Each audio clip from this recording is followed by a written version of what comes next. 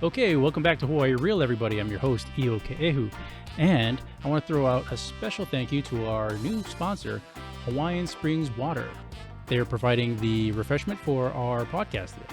And I have a special guest today, Pat Saiki, former Congresswoman from the United States Senate here in Hawaii, and she was from the Republican Party. And this is more of a shout out to a lot of the younger audience members here.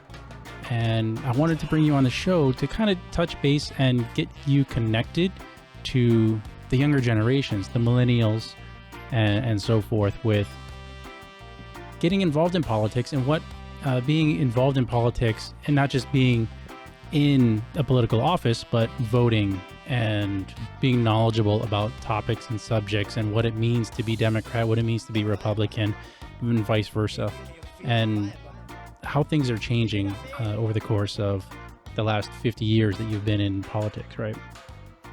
Well, first of all, let me commend you. Thank you. On taking the time and the trouble to learn about what the other side is, besides the majority Democrat Party, which has ruled this state for as long as I can remember. Right. And that we as Republicans we tried to be the loyal opposition. And it's been a struggle, and we've had some good times and we've had some bad times. Mm-hmm. As long as people are intelligent and want to improve things in our community, there will always be room for discussion. There will always be room for, shall we say, give and take in the public arena. And the public arena, of course, is what I call the legislature. Mm. I mean, it's not a spectator sport. It's a serious condition where people of various races, backgrounds, ages come together and share ideas on how to solve a problem. And believe me, we have problems. We'll always have problems. Sure. But I seem to want to focus on the new young people who are coming up, because many of them feel like they can't do very much. Right. Or that the little that they can do doesn't matter. And so they tend to read history. They tend to listen to opinions on TV or read the newspaper. That's a big They one. shrug their shoulders and go out and watch the football game. So whenever I can get a group of young people together to get them to focus on what the future involves for them, then I can get their attention. And they're interested. Young people are interested. They just don't know what to do about it. And they don't know how to go about it. Right. So how come, or do you know why that has happened between the disconnect between the older generation politically and the younger generations coming up politically, where there is that disconnect, where they don't know what to do or what's going on necessarily? Well, I have to bend a little bit on that, because I have to then focus on the fact that the schools are not concentrating on what is history. Do you know that many of the schools have dropped social studies? Yes, and they've dropped civics and stuff And they like dropped that. civics. Mm-hmm. And that's history. Yes. And so the young people have nothing to look back on to use as examples or as samples of what can be. Mm-hmm. And so they're not interested anymore in how government runs, because they don't know what happened before. Right. And that, to me, is the great fault of our education community. Mm-hmm. And it can be solved with a change of focus. Mm-hmm. But the young people that I speak to understand that, and when you focus on it. Mm-hmm. So I tend to want to get their minds focused on something that is rather boring for them, because American problems, social studies. Especially as they're younger, but as they get older, those boring issues become very important. You're darn right, because they have to pay taxes. Oh, yeah, that too, yes. They're going to end up paying the taxes. Mm-hmm. What are taxes for? Taxes are to continue the government under which they live. Yes. And they support it. Mm-hmm.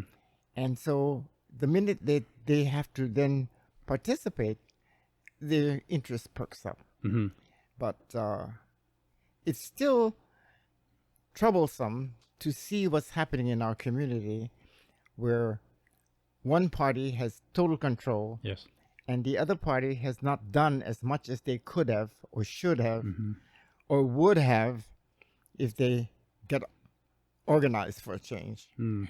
So I think the Republican Party is constantly in turmoil and trying to seek a way to find a niche in the community where they can be heard. And so the party exists, Yes. but the party leadership has not been what we would like all the time. What would be the ideal situation or the ideal leadership or person to come into the Republican Party? Well, you can't really pinpoint any one person. Right. It has to be a general feeling. Maybe unrest will do it. Maybe people who are not happy about the condition Mm-hmm. that we're in, maybe they will then mobilize and find an outlet or a way by which they can express themselves. And I'm hoping that they'll find the Republican Party is a means by which they can be heard. Right. So I continue to do my share and keep the party awake and aware and alive. Mm-hmm. And it's been a struggle for me for many years. Sure. People ask me quite often, why on earth did you ever become a Republican? Mm-hmm. After all, I'm Japanese American, was born in Hilo. Mm-hmm. Uh, You don't My- fit the stereotype of a Yeah. Republican. My grandparents were born in Japan. Mhm. They worked in the cane fields. My father was a clerk at AmFac, which was the largest company in the state of Hawaii. And basically, they lived a comfortable life. Not rich, not poor, just average, Okay. but comfortable. Right. So you would expect that they would be Democrats because that's the way it was. If you did not work for a big company as an individual, you were part of a union. Mm-hmm. The unions were organized and very much so. And with the union leadership tending to join with the Democrat Party, you had this base of the Democrat Party, which Right. was the union. So here I am, growing up in Hilo, went to school at the University of Hawaii. All my classmates are Democrats, so to speak. And so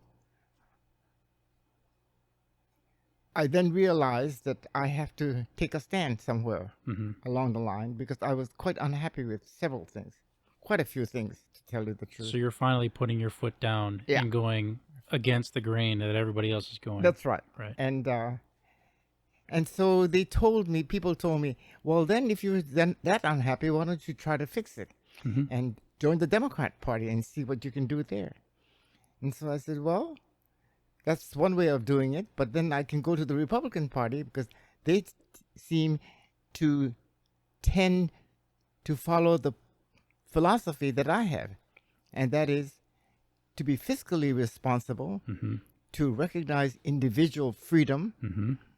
and to be sure that ideas are open, above board, and transparent.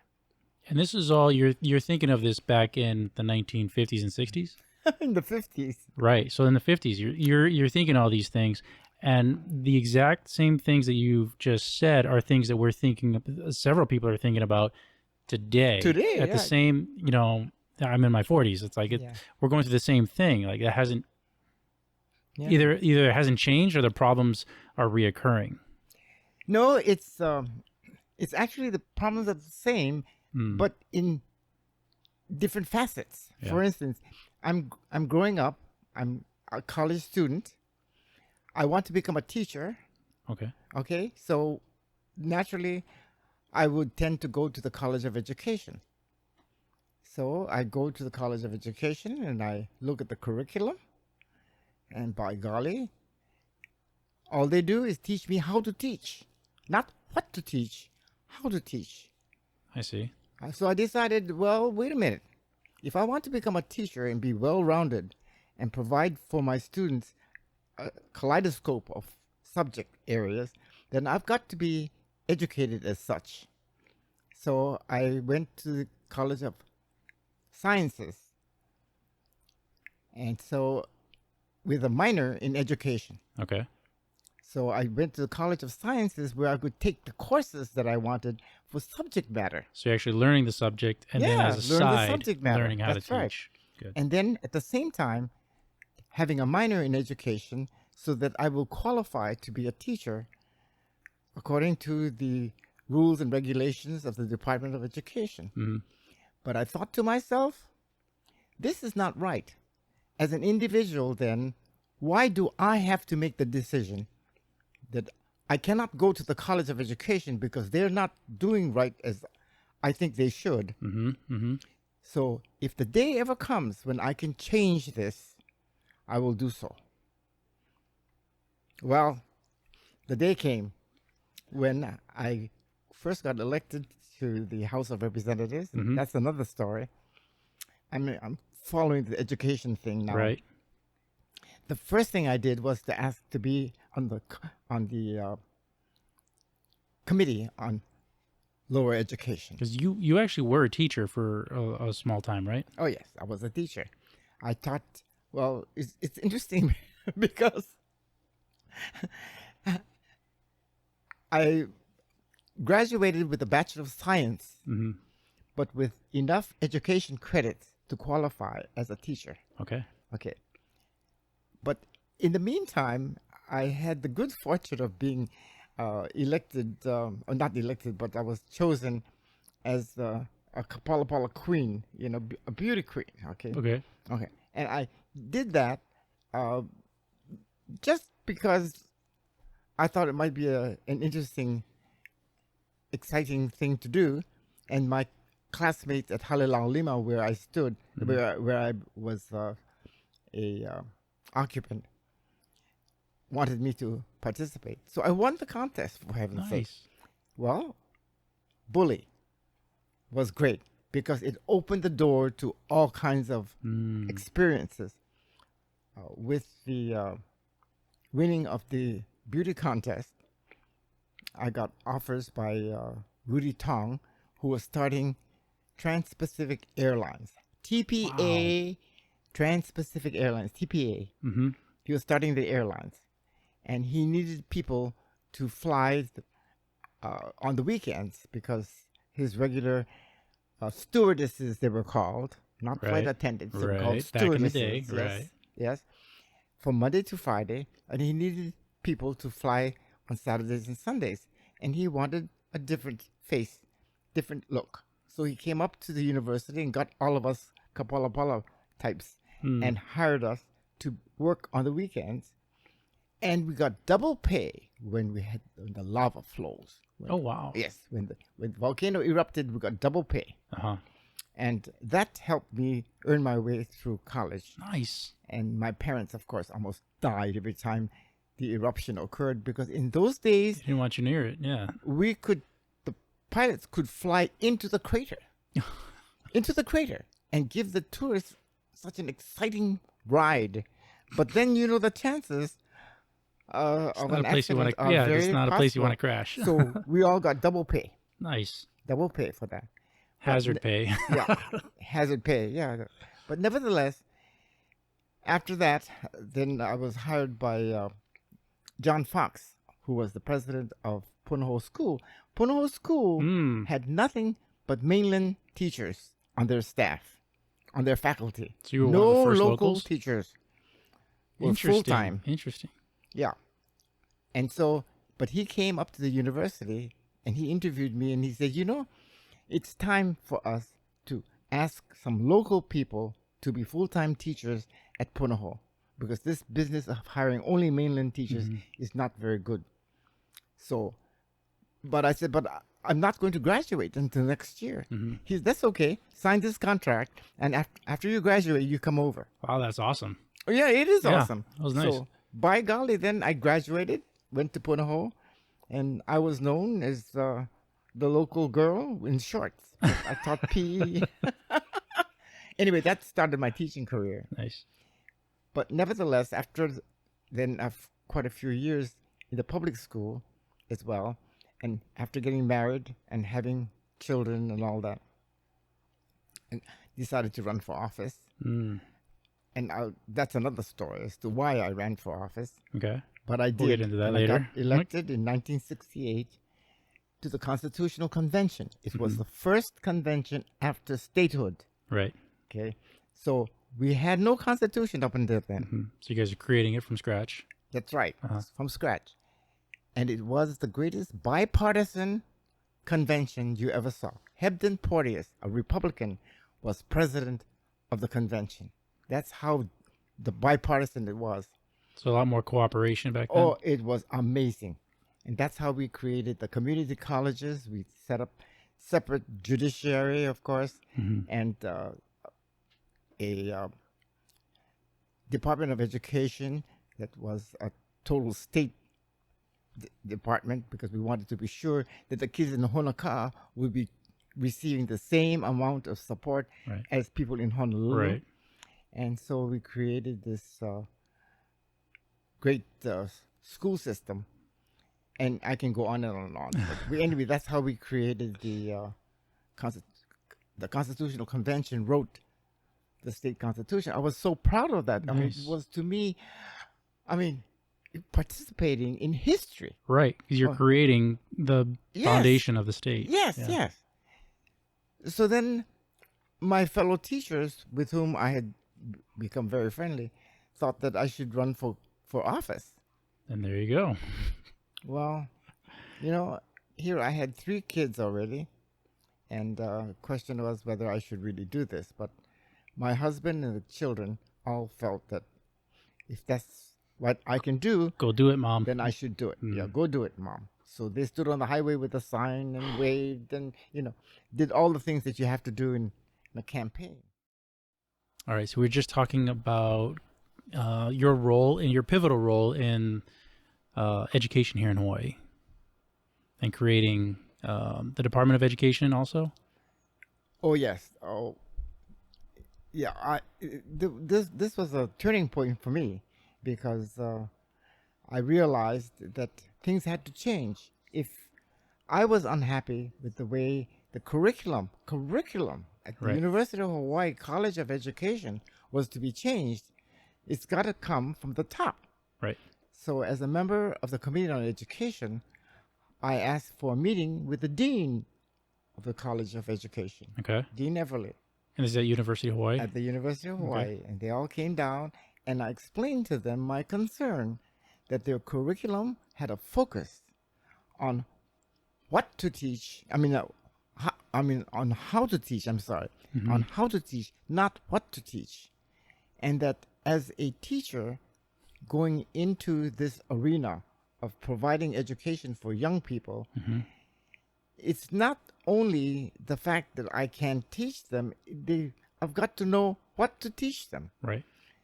So I think it's time that you people recognized that there needs to be a change in the curriculum, the focus of your curriculum. And so Dean Everly raised his eyebrows and he said, we will take a good look at it. I think you've got a point. I think we've been taking things for granted, and we'll see what we can do.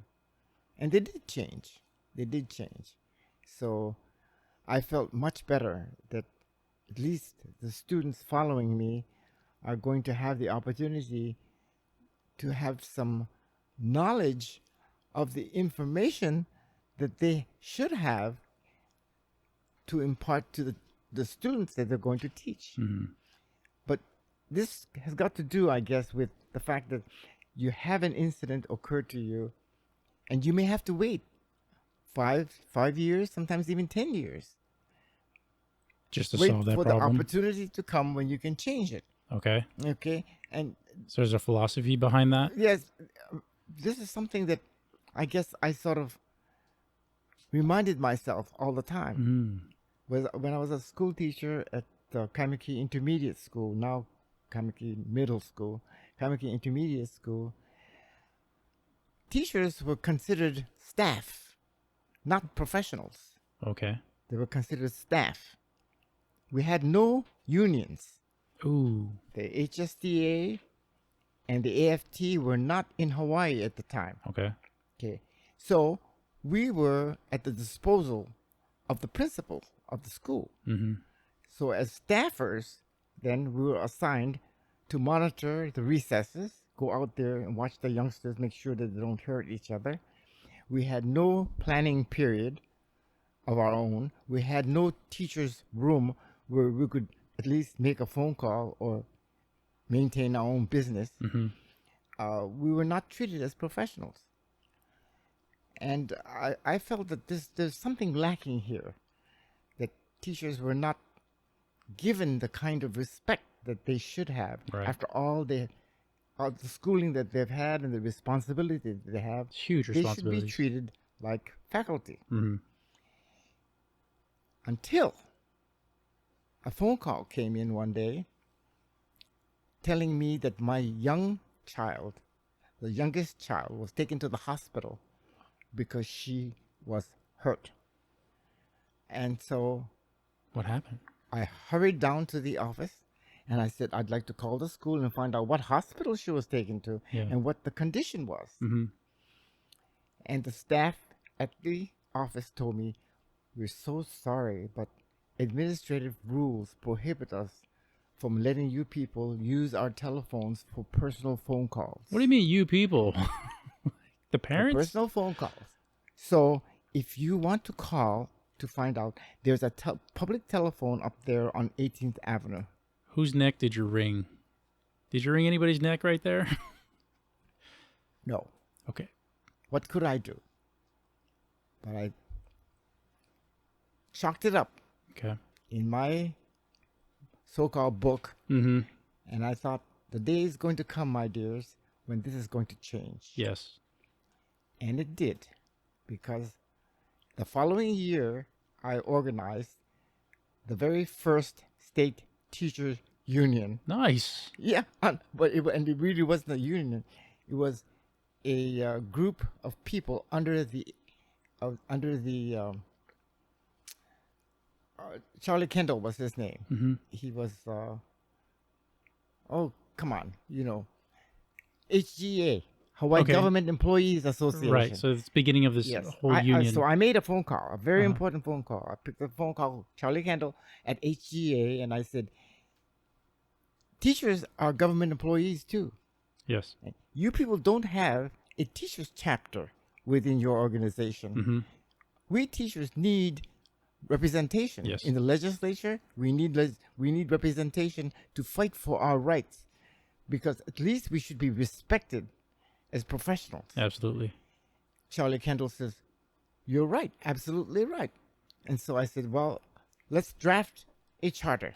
So he came up to my house and we sat on my patio and we drafted the first chapter, called the Teachers Chapter of the HGA, and I wouldn't sign it unless, number one, I had the full endorsement of the whole HGA employees organization. Mm-hmm. Number two, that they would support me in my presentations at the legislature, because I would want to make presentations for our rights and so forth. And number three, that we would have not only their support, but their cooperation in any other concerns that we may have. So he said, absolutely, no It's very question about it. strategic. Very good. Yeah. So I went out there and organized thousands of teachers willingly joining the teachers chapter of the HGA. And so you can call it the first teachers union if you want, but it was an organization that was sorely needed at the time. Sure. Now, when HSTA then and the HEA and the AFT came into town, and they were organized as unions, and they had representation in Washington, D.C., then I went to the HGA and I said, let's disassemble this whole thing. Let's drop the teachers chapter, because I'll let the teachers join whichever union that they want. So they chose another union. Yeah. It started so their I own. told the teachers they can join either the HEA or the AFT because they have representation in Washington and they're organized as unions. Very Whereas nice. our chapter is just a chapter of a local organization. Mm-hmm. So, but it took me years before I could complete that whole cycle. It's just constant struggle, constant pushing through, That's right. constant and thinking about it and having the That's right But what frame of I mind tell for my it. young people when I talk to them is this: when you see something that is unfair or unjust, Yes. just don't laugh it off or turn away from it or forget it. Chalk it up, remember it, and when you have the opportunity to change it, change it. That's been my motto for all of my career. Right. Now, there's bigger things that you've also been pivotal in changing here in Hawaii. Yes. One of the things is the bombing of Kaho'olawe, which a lot of people my age and older clearly remember, and I think the younger generations sometimes don't even know about. Yes. But you were pivotal in having the U.S. Navy cease That's right. all bombing really, really quickly. And the irony of it is it could have been done so much sooner. But it's almost than like it they was. didn't. Did people not want to go the extra mile to do it or to stop you it? know, I don't have the evidence to prove this, but I do know for sure that the bombing of Kahoolawe was sanctioned by the President of the United States, Yes. Franklin Delano Roosevelt, by presidential order, Right. executive order. An executive order can be overturned by another president. Mm-hmm. So you see, all of this fuss about Kaho'olawe was going on and on and on, but who was president of the United States? A Republican. So the Democrats never went to the Republican president to try to overturn it. Wow. So they didn't really try. Well, I don't know. See, I can't prove it because I have no evidence that they knew or that they even tried. All I know is at the time that this whole thing occurred, the reason why it occurred at all was because Senator Matsunaga, United States Senator Matsunaga, died in April. Whenever you have an empty seat, you've got to find people who can fill it. Right. And you want to fill it with somebody. You want to put up candidates that can win. Right. So the Republicans came to me. I was a member of the House then, House of Representatives. And they came to me and they asked me to run for the Senate, for the United States Senate in Matsunaga's seat. In the meantime, the Democrats then went ahead and appointed Dan Akaka to fill the vacancy as soon as Matsunaga died, so that there'll be an incumbent. See? Yep. So then I mulled it over, wondering whether I should just really do it, because after all, I had won election to the House of Representatives on 2 occasions already. My third time would not have been so difficult. I think I could have won again. Right. It was my husband who said, "Why are you running for office at all? You always said, and you still think, that you're running for office so that you can do a good job, so Right. you can do something to help the people, not so that you can enhance yourself or that you can hold a position and enjoy the power that comes with Because it. that's not what the position's for. That's not why you run. Run. That's not why you ran. And I think you know it." I said, that's right. That's absolutely right. So he says, "So why not run for the United States Senate? You win, you win. You lose, you lose. You haven't lost anything, really, because you never thought that you had to run for your own purpose." So I said, I think you're right. Why don't we take a chance and do it? So we sat on it for a while until the phone call came in from President George H.W. Bush. He says, "I'd like to talk to you." I said, "Uh-oh." I said, "Yes, Mr. President. What would you like to do?" He says, "I'd like you to come to the Oval Office." Wow. So I said, could you send a car to pick me up? Because, I don't want to go through all the security. Mm-hmm. He says, oh, we will send somebody up to pick you up, which they did. Very cool. So I can get right through the security, Mm-hmm. go to the Oval Office, and he asked me then to run for the United States Senate.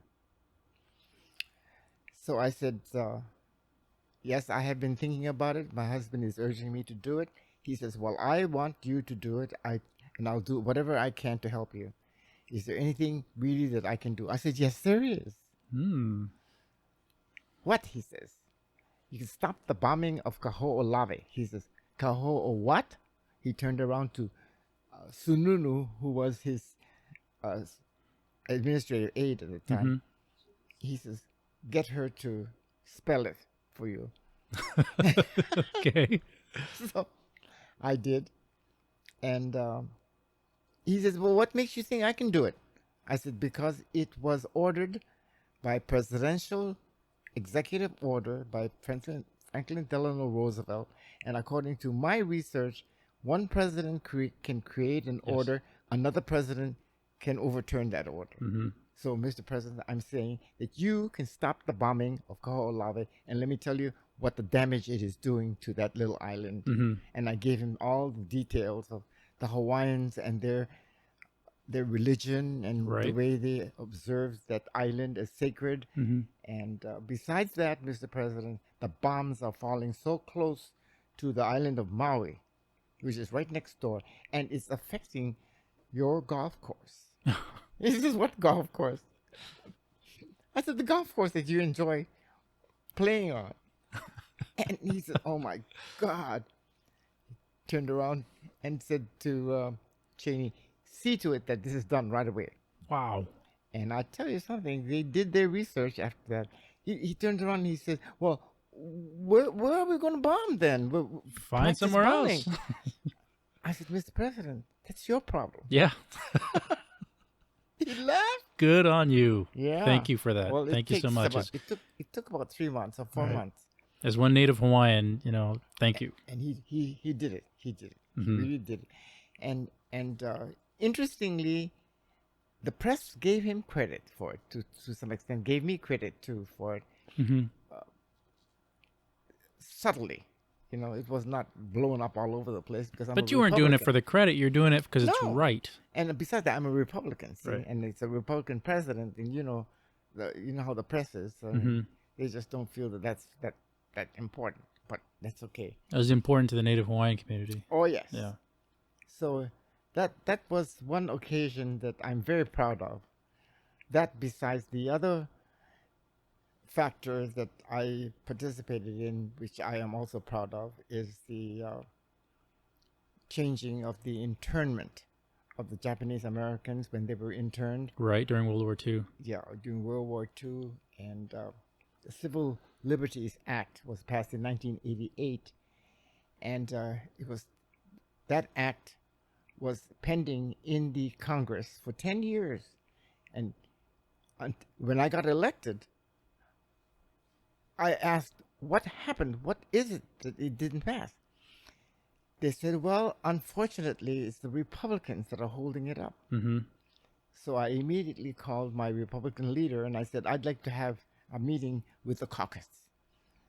And it's a very important subject. He said, okay. So they called a caucus of all the Republicans in the House. Mm-hmm. Mm-hmm. And I told them, fasten your seatbelts, guys, because I'm going to take you on a guilt trip. Good. A guilt trip that you're not going to forget. Because I understand that it is you, Republicans, us Republicans, that are holding up this bill from passage. The Democrats all support it. Republicans are holding it up. And I want to know why. But I'll tell you why you should pass it. Mm-hmm. And I gave them all the horror stories about how people were dragged off without due course. Right. Just taken away from their homes and their legal standing, businesses. nothing. They were dragged off. And I said, and they were sent to, they called them internment camps. I call them concentration camps because they had people on towers with rifles Mm-hmm. aimed at anyone who dared to escape. And I said, I happen to have an uncle and cousins who were taken to Topaz, Utah. Till today, my cousin is known as Topaz because that's where he had to grow up. So the Civil Liberties Act finally passed in 1988 with Republican support. Finally, half the caucus that objected voted Good. in support of it, changed the direction of that whole episode. And the matter passed with an apology Right. by the president. The interesting thing is the staff, the White House staff, said, when time to sign the bill, Pat, the president wants you to stand right next to him. Beautiful. Because you were the key thing that switched the direction of that legislation. So every picture that you see now of that Civil Liberties Act that passed in 1988, You're right I'm there. standing right next to him. Standing right next to him. Right. So in this last session, you've just finished and have published a book, A Woman in the House. And Yes. you guys, and he said it took you about 2 years to write and get it all done. But this is your memoirs of it is. life growing up and then going through All the years. all the and years, all the politics. things you've done politically, and then after that, right? Yep. What motivated you to write a book and put all your memoirs to paper? You know, basically, I decided to put it down on paper because I lived through a very important time between territorial and statehood, Mm-hmm. you know. And then from there, I got into the House and Senate and then to Congress and then as head of the Small Business Administration. And I had several presidents along the way, President Reagan, President Bush. Also, I had the pleasure of working with several governors. Governor Burns was very instrumental in my thinking Mm-hmm. about the future, and so was Governor Ariyoshi. He and I worked together very closely on the East-West Center and on Western Interstate Commission on Higher Education. We collaborated a lot to provide opportunities for our students Right. to attend mainland colleges. Mm. And but I wanted to put in writing my so-called adventures, and hopefully that young people will read the book and get a feeling that there is nothing that they cannot do. There is no problem that cannot be solved. There is always hope, a brighter hope for the future, if you plan it and if you accept divergent views and collaborate and learn to work with people and share ideas, you can get things done. And that's basically what I did for my whole political career. My children have been a big help to me because they collaborated with me. They helped me get elected, to tell you the truth. But they were always there as a reminder that this whole life is for them and their future. So I wanted to leave, I guess, the memories of the many years that I tried to make things better for all of us. It's fantastic. I love the fact that you put it to paper and that it's going to be basically it's permanent for the next generation, the generations to come, so that they can see, like you said, there is no problem too big. Yeah.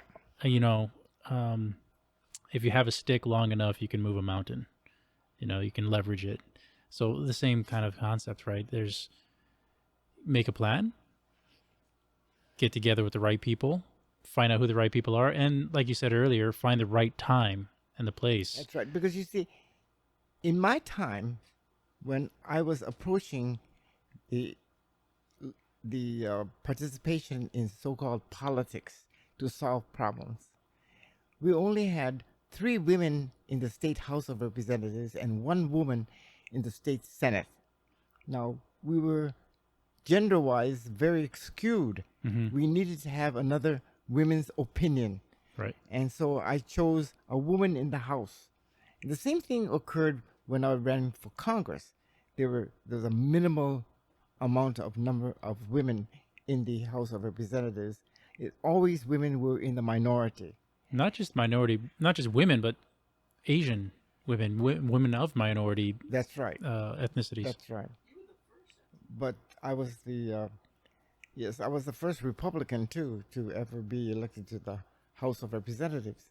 But nevertheless, it's one of those situations at the time women were discriminated against. We couldn't even have a credit card in our own name. Wow. We couldn't leave our earnings, a pension, when we worked for the state. We couldn't leave that to our husbands. It was automatic for a man's pension to go to the family, but it was not automatic for a woman's pension to go to the family. Wow. I mean, all of this had to be corrected.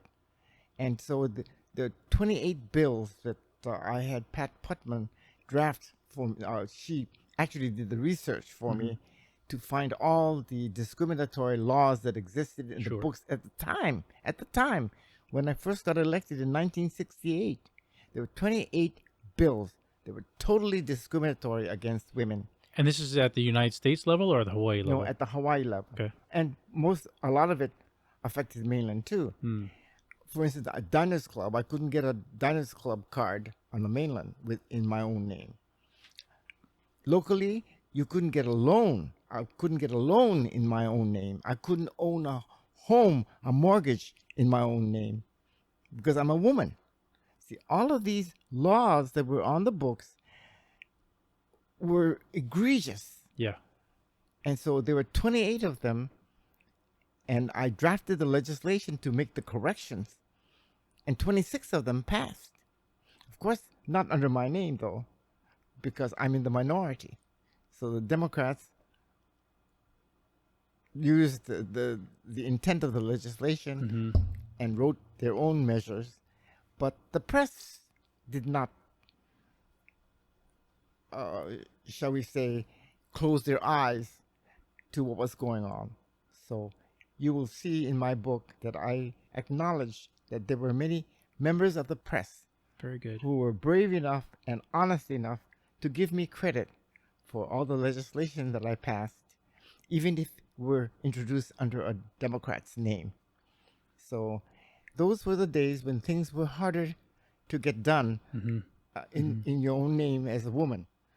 Today, it's a little bit different, but then that's because we've worked so hard to make it's things because different. you laid the groundwork for Yeah. all that change to happen. That's right. So it was good to put this all in writing so that people don't take for granted what they have today. Yeah. You know, they think that everything is the way it's always been. Nope. It isn't. Not at all. And it was only in 1968 when things were changed. And that's So- not that long ago. Not that long ago. Right. No. That's my parents' generation, right? So That's it's right. not that long ago. And I'm getting to that age now where, I better write this out because people are not going to remember. Right.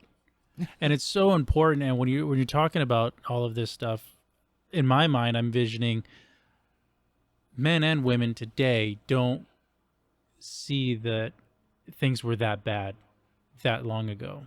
They don't believe it. They don't believe it. Yeah. They can't possibly imagine it. that a woman couldn't get a credit card. Yeah. Today, a woman, I mean, you can't keep all the credit cards that I are know. thrown at you. It's like, well, let's bring that back. Some people don't need credit cards. Yeah. That's me, though. But no, I'm glad you put it to paper. And this is definitely something for my generation and younger to read and really know your history and know who the forebearers are that laid out the groundwork for the path that we are walking on today. Yeah. And that all the benefits that we have today, we cannot take for granted That's where we got those and how we got to the point we are today. And I hear so many people on social media, news, whatever, talking about how terrible this country is. It's like, whoa, Yeah. it's the best place. That's I mean, right. consider like just Considering from the 1950s, how much we have changed and advanced That's right. in equality. And I mean, are we perfect? No. Do we have more to do? Absolutely. But that's part of the progress and just continuing to to change and improve ourselves as a society as we go along. But a main big point in that is the pioneers like yourself that lay the groundwork for all of us to be able to do that kind of progressive actions and changes to make things better for everybody. And always remember, no one does anything all by themselves. Correct. You know, you always have along the way many friends, many loyal supporters, people who believe in what you're doing and support you, give you a hand when you need it. Make good teams. Yeah. Yeah. Thank you. Thank you so much for coming on the show. So much. We are so deeply honored to have you come on and share your words of wisdom and some of your history. And folks watching, again, her book, A Woman in the House by Pat Saiki. And thank you so much. You can find this at patsaiki.com, right? Mm-hmm. And it's currently for sale. Audiobooks yet? You have audio version? Maybe not. But it's the e-version, right? Okay. Thank you so much for coming on the show. And as always, everybody, stay happy, Hawaii.